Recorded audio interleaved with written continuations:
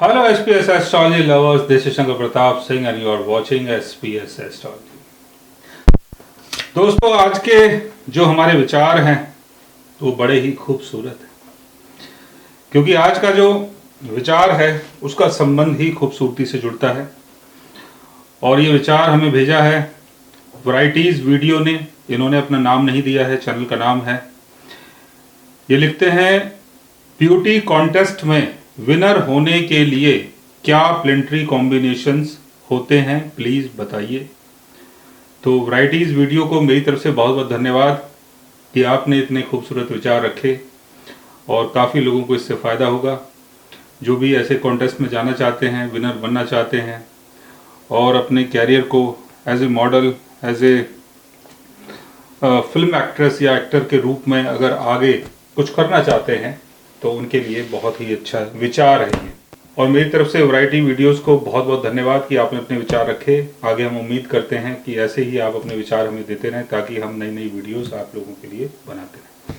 तो चलते हैं लगन चार्ट, मून चार्ट, चली चार्ट की तरफ।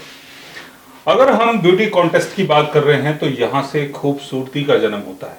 खूबसूरती यानी आपकी पर्सनालिटी, यानी आपका फर्स्ट हाउस, दूसरा आपका सेकंड हाउस यानी फेस, थर्ड हाउस यानी आपका टैलेंट, फिफ्थ हाउस यानी स्टेज परफॉर्मेंस। तो ये जो चार हाउस हैं ये बहुत जरूरी हैं।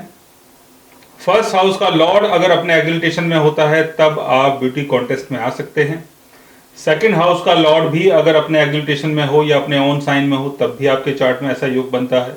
थर्ड हाउस का लॉर्ड भी अगर अपने ओन साइन में हो, अपने एग्जिल्टेशन में हो, केंद्र भाव में हो, लाभ भाव में हो, त्रिकोण भाव में हो या सिक्स्थ हाउस में हो। सिक्स्थ हाउस जैसे मैंने बताया कि सिक्स्थ हाउस जो है वो प्रतिस्पर्धा का हाउस है, यानी जहां आप दूसरे लोगों से compete करते हैं वो आपका सिक्स्थ हाउस है। फिफ्थ हाउस यानी स्टेज परफॉर्मेंस। फिफ्थ हाउस का लॉर्ड अगर केंद्र भाव में है, फर्स्ट हाउस में है, टेंथ हाउस में है, फोर्थ हाउस में है, सेवेंथ हाउस में है, गेन के घर में है, सेकंड हाउस में है, तब भी आपके चार्ट में ऐसा योग बन जाता है। फर्स्ट हाउस का लॉर्ड अगर थर्ड हाउस में हो, थर्ड हाउस का लॉर्ड अगर फर्स्ट हाउस में हो तो आपके चार्ट में ऐसा योग बनता है कि आप ब्यूटी कॉन्टेस्ट में पार्टिसिपेट करें और वहां पर आप एज ए विनर लोगों के सामने आए।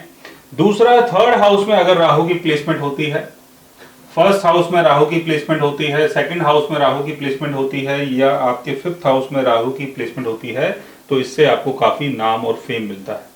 फर्स्ट हाउस का लॉर्ड अगर राहु के साथ है, सेकंड हाउस का लॉर्ड अगर राहु के साथ है, थर्ड हाउस या फिफ्थ हाउस का लॉर्ड अगर राहु के साथ होता है तो ब्यूटी कॉन्टेस्ट में जब आप भाग लेते हैं तो उससे आपको काफी नाम और फेम मिलता है। वीनस और मून की प्लेसमेंट को भी समझना इसमें बहुत जरूरी है, क्योंकि वीनस और मून का संबंध भी खूबसूरती से है। वीनस की प्लेसमेंट अगर राहु के साथ हो जाए, यहां पर हो जाए, यहां पर हो जाए या यहां पर हो जाए, या मून की प्लेसमेंट अगर यहां हो, यहां हो, यहां पर हो या यहां पर हो, तब भी ब्यूटी कॉन्टेस्ट में जाने से आपको काफी नाम और फेम मिलता है और आप एक विनर के तौर पे वहां से निकल के आते हैं, अगर आपकी कुंडली में अगर दशाएं अगर अच्छी चल रही होंगी तो। थर्ड हाउस का लॉर्ड अगर गेन हाउस में हो, फिफ्थ हाउस का लॉर्ड अगर गेन हाउस में हो तो ब्यूटी कॉन्टेस्ट के थ्रू आपको काफी गेन होता है।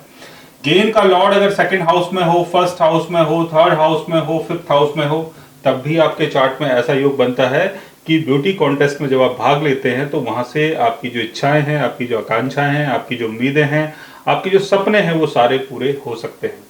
तो फर्स्ट हाउस का लॉर्ड अगर राहु के साथ है और राहु का एस्पेक्ट अगर फर्स्ट हाउस के लॉर्ड के ऊपर पड़ जाता है, या फर्स्ट हाउस में वीनस और मून की प्लेसमेंट होती है, या फर्स्ट हाउस का लॉर्ड अगर अपने एग्जिल्टेशन में होता है, तो ब्यूटी कॉन्टेस्ट में जब आप पार्टिसिपेट करते हैं तो उससे आपको काफी नाम, फेम और पहचान मिलती है। सेकंड हाउस यानी आपका फेस, सेकंड हाउस का लॉर्ड भी अगर राहु के साथ होता है, अपने एग्जिल्टेशन में होता है, तब भी आपके साथ ये सारी चीजें हो सकती हैं। थर्ड हाउस यानी आपका स्किल, फिफ्थ हाउस यानी स्टेज परफॉर्मेंस, फिफ्थ हाउस का लॉर्ड अगर फर्स्ट हाउस में हो, फर्स्ट हाउस का लॉर्ड अगर फिफ्थ हाउस में हो, तब भी आपके चार्ट में ऐसा योग बनता है कि ब्यूटी कॉन्टेस्ट में जब आप जाते हैं, पार्टिसिपेट करते हैं तो आपको नाम और फेम मिलता है।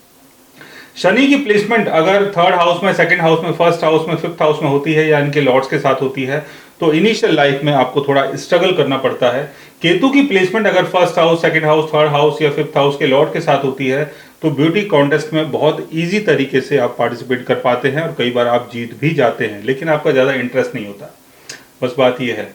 लेकिन अगर राहु की प्लेसमेंट अगर first house, third house, second house या फिफ्थ हाउस में हो, इनके लॉर्ड्स के साथ हो, इनके लॉर्ड्स के ऊपर अगर राहु का एस्पेक्ट पड़ जाता है तो ब्यूटी कॉन्टेस्ट में आपको काफी नाम और फेम मिलता है और काफी अर्निंग भी होती है। अगर 10th हाउस का लॉर्ड और 4th हाउस का लॉर्ड भी अगर थर्ड हाउस या फिफ्थ हाउस के लॉर्ड के साथ अगर फर्स्ट हाउस में गेन के घर में हो तो आपको सरकार की सपोर्ट भी मिलती है कि आप ब्यूटी कॉन्टेस्ट में पार्टिसिपेट करें और अपनी कंट्री का नाम रिप्रेजेंट करें, आगे ले जाएं। सो गाइज, अगर आपके बर्थ चार्ट में भी ऐसा योग बनता है और अगर आप भी किसी ब्यूटी कॉन्टेस्ट में जाना चाहते हैं तो उसके लिए बहुत अच्छा योग आपके बर्थ चार्ट में बन रहा है। और अगर ऐसी वीडियोस को अगर आप और भी सुनना चाहें, जानना चाहें, समझना चाहें तो उसके लिए आप हमारे चैनल को सब्सक्राइब कर सकते हैं। और अगर आप हमसे बात करना चाहें, कंसल्ट करना चाहें, पर्सनली हमसे मिलना चाहें तो आप हमारी वेबसाइट के थ्रू, हमारे ऐप के थ्रू हमसे मिल भी सकते हैं, बात भी कर सकते हैं और गाइज आप हमसे कंसल्ट भी कर सकते हैं। So guys, take care, love you all and good bye.